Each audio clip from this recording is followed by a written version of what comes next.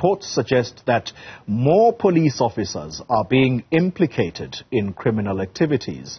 It has emerged that a police officer has been arrested for allegedly transporting hitmen who murdered University of Fort Hare employees. The officer expected to appear in the Alice Magistrate's Court next week. Let's get a reaction now from the Vice-Chancellor of the university, which has been in the center of these chaos that has gone on in Fort Hare, Professor Sakhela Buhlungu. Prof, good morning to you, and thank you very much for your time. When you hear that a police officer was the one allegedly leading hitmen to the various houses where some of your staff, sadly, who have now passed on because of the murders that were going on in that university, what comes to mind? Thank you very much. Look, let me put it this way. We were absolutely, and we're still absolutely shocked by this revelation and the arrest of this police officer, to the extent that on the day I was not intending to go to court, but I just wanted to satisfy myself, and I actually went to court just so that I can see this person for real. And yeah, it's shocking news. It's unbelievable that law enforcement officers, the people that we look up to for protection and for security, are the ones doing this. And so yes, it is true. And yes, I saw the man, a 31-year-old police officer who is allegedly involved in all of this. And but I'm very pleased that it has come to light, because one by one we're peeling off the layers and trying to unravel the story behind the killings. Does it fill you with confidence, Professor, that a police officer is arrested, and as you say, these are the custodians of law and order in our country? Does it fill you with confidence when a police officer is arrested, someone who is meant to protect the community? It's quite, it fills one with different emotions, so to say. On the one hand, it makes me very confident about the investigating team that we had, that was dispatched by the minister at the behest of the president. Remember, earlier this year, I made a very special appeal to the president to intervene and protect us. And the president very kindly acceded to our request and met with us, and then delegated Minister Xoli to then leave no stone unturned. And the minister then deployed this special task team. So from that point of view, I'm very confident about the task team and the work they're doing, and we as a university are very appreciative. But on the other hand, the rot, it seems to have set very deep, including the police service itself. So from that point, it actually erodes and corrodes the confidence one should have in the police service. And on the back of that very sentiment, Professor, you are an academic, and therefore you will be able to give me a summation of what you think aids and abets organized crime, because someone said corruption is key to organized crime. It facilitates criminal activities so that networks can operate with impunity. When police officers are involved in such criminal activities, do you think that this is actually what has exacerbated organized crime in South Africa? What we're dealing with, really, is a network, a web, a syndicate. And that syndicate operates from different nodes. The one node is inside the institution itself, and I'm sure it happens in other institutions as well, right? So there are people inside the institution who are involved in criminality. But then they work with others. There are other nodes outside. And we've known that there are people outside who are involved in acts of criminality, colluding with insiders. But what up until now, it never really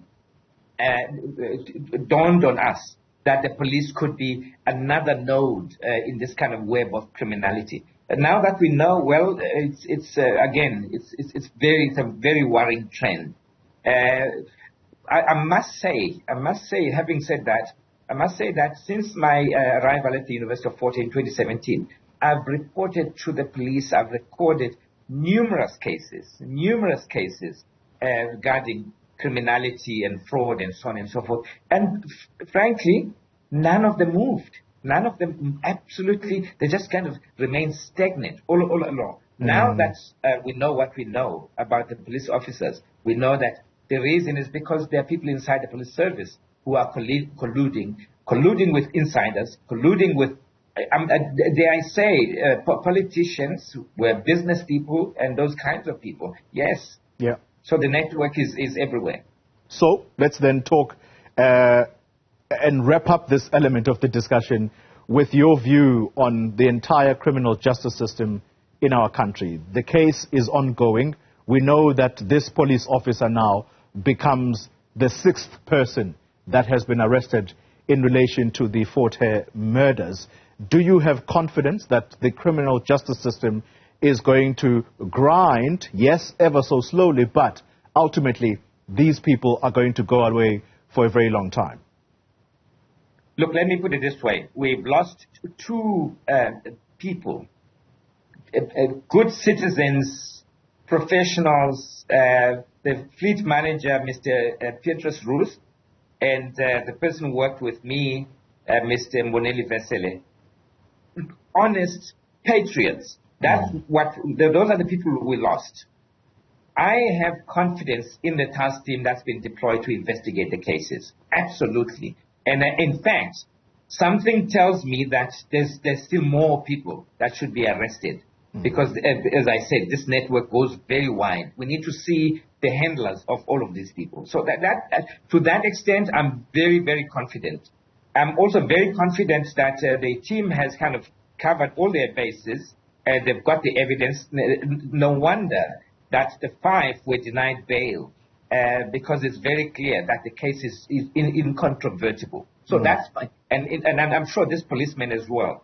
Now, what the justice system will do, I cannot vouch for, but I am confident that the evidence that the investigators have put on the table is solid. So from that point of view, I'm confident. As for the rest, what the magistrates will do, what the judges will do, that remains to be seen indeed. Yeah. Prof, something that I cannot gloss over. Yes. You mentioned the word politicians.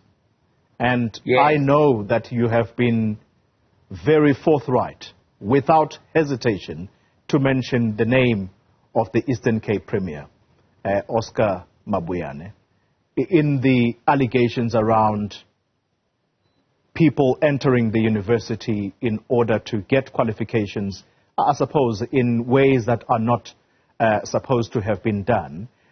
What would your message be when you say criminal networks not only just work with themselves and police officers, as is now the case, but they are politicians as well, high-powered people? What would your message be to the Premier of the Eastern Cape? Look, let me put it this way. I don't want to address the question of the Premier in a direct way at all. Yeah. Safe to say that matter is before the court. As you know, the SIU, Special Investigative Unit, has taken up the case under the proclamation signed by the President. They're dealing with that matter. He went to challenge the proclamation. He won a victory, which in my view is a Pyrrhic victory, really. And what kind of victory? To come. What kind of victory is it, Prof? A Pyrrhic victory, a short-term, very short-term victory. Okay. Because the matter is still ongoing, and I believe that the case of the SIU and the case of the university is solid. So there's no question about it. It was a technicality that he got his kind of court victory on.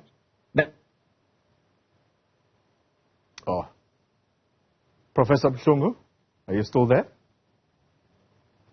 All right. I think Professor Sakhela Buhlungu breaking off there as we were winding up that conversation. And I'm hoping that the team is going to try and get him back. The team working on it feverishly behind the scenes. All right, let's move on to this in the meantime. SARS has denied claims that it's been instructed by the president to probe the tax affairs of those who attended the EFF's birthday dinner last week. SARS Commissioner Edward Kisweta says he never received such an instruction from Cyril Ramaphosa. Meanwhile, Julius Malema alleges that SARS has been harassing his family to find dirt on him after being accused of failing to submit tax returns between the year 2005 and 2011. Kisweta saying, on the other hand, he would rather resign than take an unlawful instruction from a politician. All right, Professor Buhlungu is back, and let's swiftly go back to him to conclude the conversation. Prof, I'm sorry we were interrupted by the breakage in transmission. Yes. Please finish your thought process. No. I was therefore saying that our resolve remains strong to protect the integrity of the university, its qualifications, and to make sure that every person who comes out of Fort Hare goes into the labor market with confidence and with dignity. Yeah. In this hour, Professor, as I conclude talking to you, just before the hour of 10 o'clock, we're going to talk to the investigative directorate, no, rather the Independent Police Investigative Directorate. Yes, that's the police watchdog. Remember the start of our conversation. It had to do with a police officer who's been arrested in connection with the murders at Fort Hare. What kinds of questions do you think we need to be asking of such an institution whose role is to monitor the work of police officers and, of course, ensure that those who act outside of the law are held accountable? Thank you very much for that question. You know, the work of the IPID, we've always, and I'm one of those too, we've always understood its work to be a police watchdog to see whether there are abuses by police officers in the system. Yeah. But the little emphasis has been paid to criminality within the police service.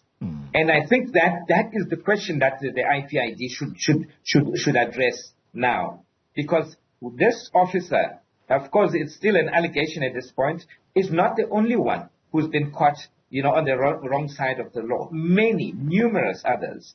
And in fact, the IPID should pay attention to that. Yeah. That you have dodgy persons in the system of the police service who commit criminality, who are complicit, who are actually who are within the ranks of criminals in the country. And that's the question that they should ask. What are they doing about that? What vetting systems are in place to ensure that people there can be trusted by citizens of this country? And that is, for me, that's the key thing. Look, we have, for example, we have police in our town. Alice Town. Yeah. We've reported numerous cases there, and they don't move.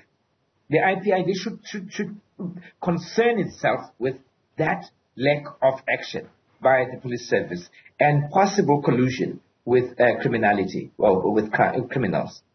Professor Sakhela Buhlungu, I want to close this conversation with the question that suggests that given that the IPID is under the police minister's portfolio, does that become a problem for you, or you think they're still able to act with a certain level of independence? I think, frankly, I don't think it's a problem that they are under the same minister as the police service, as SARS. I don't think that is an issue necessarily. I do have confidence in them being able to act. But I think I suspect that the unit is under-resourced. I suspect that the unit is overwhelmed by the magnitude of the task, the workload, and I suspect that maybe they need more training, more skilled personnel to deal with some of these issues. But otherwise, I'm very confident that the unit does serve a very noble and good purpose in the country.